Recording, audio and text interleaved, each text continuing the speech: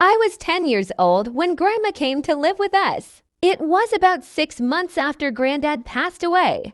And I guess, looking back, she must have been lonely in that big house of theirs, rattling around with only the grief and memories for company. So despite a few protests from Mom, my parents took her in. There were no protests from me. None at all. Grandma was loud and fun, and I loved her. She had an almost limitless supply of boiled sweets, and she'd always slip me a couple whenever she saw me. She was always the first to stick up for me when I got in trouble, too. But it was her stories I loved best. Grandma had all kinds of stories. Stories about growing up during World War II, and stories about the things she'd get up to with her friends on the South Coast after her family had been evacuated. Sad stories, funny stories, adventure stories. But it was her scary stories that were my favorite. Grandma had lots of scary stories. She told me she dabbled in the occult when she was a teenager, trying out Ouija boards with her friends, tarot cards, fortune telling, all that stuff. Most of the stories I'd laugh off or forget about not long after she was done telling them. But there were a couple that really did spook me a bit. I was only 10 at the time. You have to understand. And Grandma certainly knew how to bring the stories to life. She'd shut off the lights in my room so only the glow of the night sky shone through the curtains. And she'd shuffle in real close enough so I could see the wrinkles on her face and smell the boiled sweets on her breath, close enough so her deep blue eyes could stare straight into mine. She must have given me nightmares with a few of those tales. But now, years later, there's only one that I can still remember. Only one that stuck with me. The story about the shower and Mr. Longfingers. Grandma told me about Mr. Longfingers one night after I asked about her baths. Grandma used to love her baths. She'd spend ages in them, light candles and incense, and lie in the tub humming to herself until the water turned cold. It drove my mom crazy. But when I asked her why she loved them so much, she said it was the only place she could relax. It was the only place that was safe for her to relax. You know people like me who are, well, more sensitive to certain things. We have to have baths, she told me seriously one night, shuffling closer on the bed. I couldn't possibly spend that long in the shower. It'd be far too risky. Grandma stared at me with those blue eyes of hers and smiling, and I knew it was time for one of her stories, one of the scary ones. I shivered with pleasure and pulled the covers up to my chin. Why is it risky, Grandma? She half turned to look out the window, watching me from the corner of her eye. Pausing for effect, I waited, feeling my heart rate pick up ever so slightly in my chest. Well, she said after a moment, it's only risky if you close your eyes, of course. If you close your eyes for longer than 10 seconds. What do you mean? Why? Well, do you ever play that game in the playground with your friends? The one where someone turns their back and the others sneak up on them when they're not looking. I nodded, and Grandma nodded back. Exactly. So that's what it's like in the shower, when you have your eyes closed. That's what it's like with Mr. Longfingers. A cold itch tickled back. Who's Mr. Longfingers' grandma? She let out a deep breath, as if she wished she hadn't said anything, turned her head back to face mine. When she next spoke, she lowered her voice. No one knows exactly, Grandma whispered. Some think it's a creature that's attracted to the heat and smell we give off in there. Others think it's a demon that finds a way into our realm through the dense steam clouds. No one can say for sure, because the only ones who have actually seen Mr. Longfingers aren't ever going to be able to tell you. I pulled in a breath. Why not? Grandma shuffled closer along the bed and leaned towards me, leaving my question hanging in the air. Don't you worry about it, sweetheart. Don't worry your pretty head.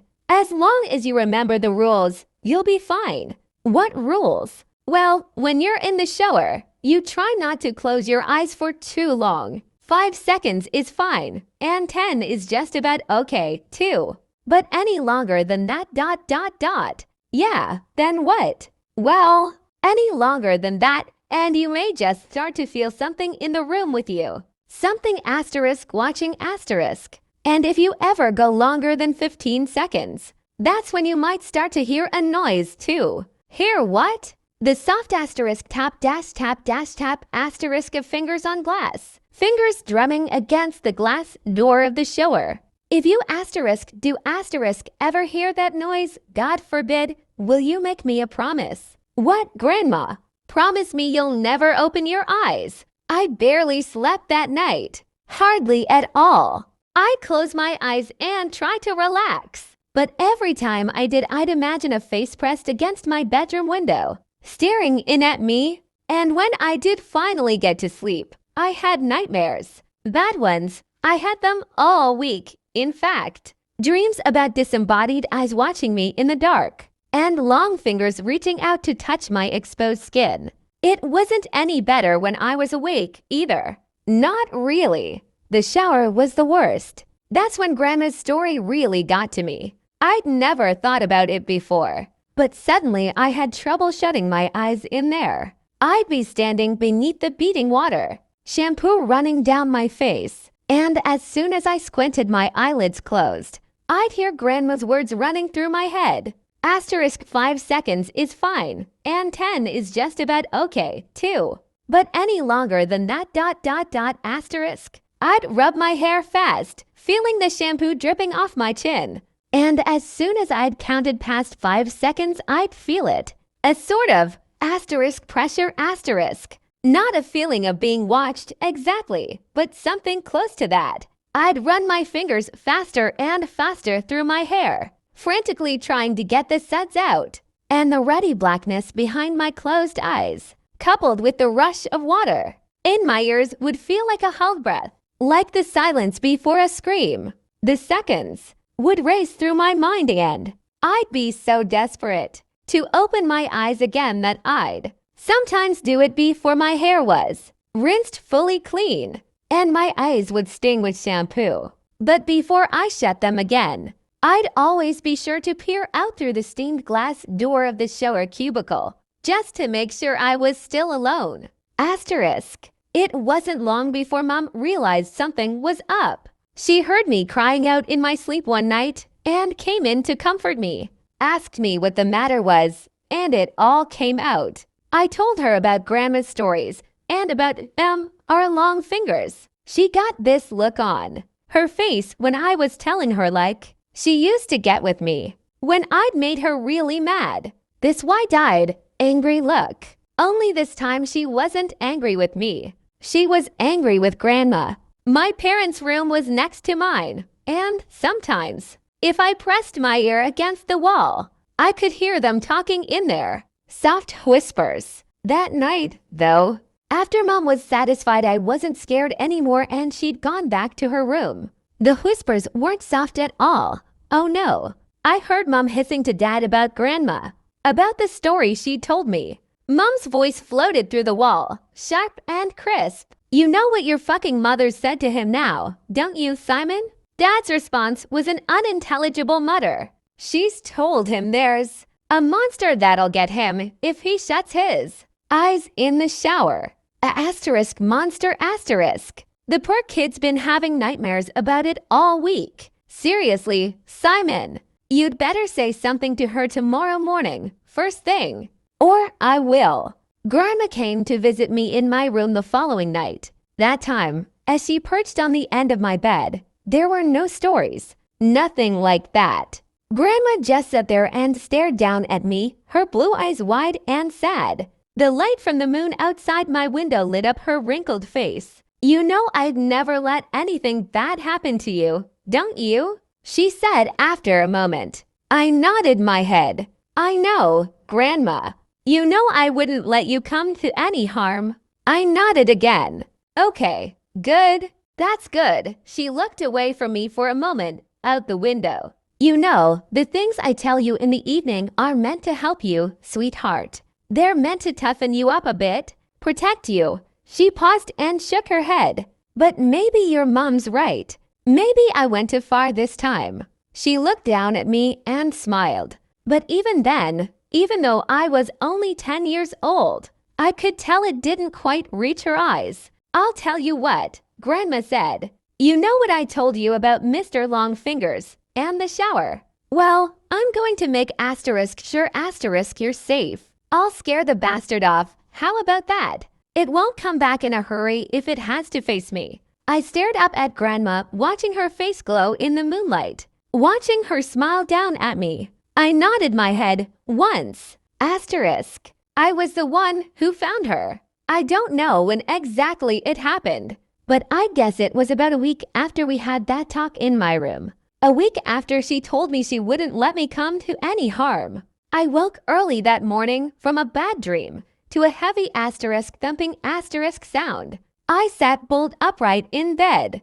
My room was quiet around me, and I couldn't hear anything from the wall that joined my parents' room either. But the house wasn't entirely silent. Floating down the hall, muffled by my closed door, I could hear the sound of rushing water, the noise of the shower. I leapt out of bed and ran down the upstairs hallway, heart already pounding in my chest. As soon as I reached the closed bathroom door, I started banging on it. A deep terror was welling up inside me like cooled water from a well, something I couldn't place. And I kept banging and shouting "Grandma" over and over again, even though she didn't respond. Off to my right, I was dimly aware of voices from my parents' room, the sleepy shuffle of footsteps. But before they had a chance to make it out onto the landing, I'd lifted my hand to test out the door handle, more out of instinct than because I thought it might actually open. But the door wasn't locked.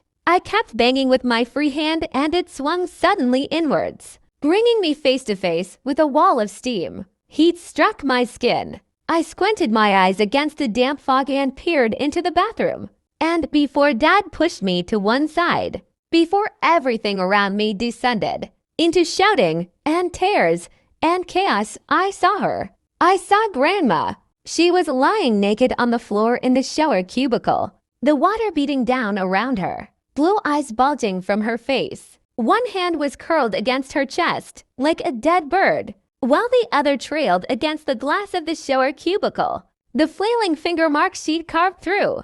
The steam still clear and fresh. It was a heart attack that killed her. That's what my dad told me. He said Grandma was old, and the thing had struck her quickly and suddenly. She would have died fast and without pain, Dad said. She wouldn't have suffered. I knew better, though. Even as a 10-year-old kid, I knew better. And years later, writing this as an adult, I still know better. I also know my wife and kids resent me for refusing to have a shower in the house, for insisting everyone take baths. They pretend it's okay, and they humor me. But I can tell they don't really understand it. Not at all. My wife thinks she does. She thinks I still carry the trauma of seeing my grandmother dying in front of me when I was little. I guess she's right, in a way. But she doesn't know the full truth. Nobody does. And no one would believe me even if I told them. No one would believe me if I said the reason I don't take showers, the reason I haven't had one since I was 10 years old, isn't because I'm scarred from the sight of a dead body. It's because all those years ago, when I crept back into the still hot bathroom after the paramedics had taken Grandma's body downstairs, I made sure to check the marks her fingers had carved through the steamed glass of the shower cubicle.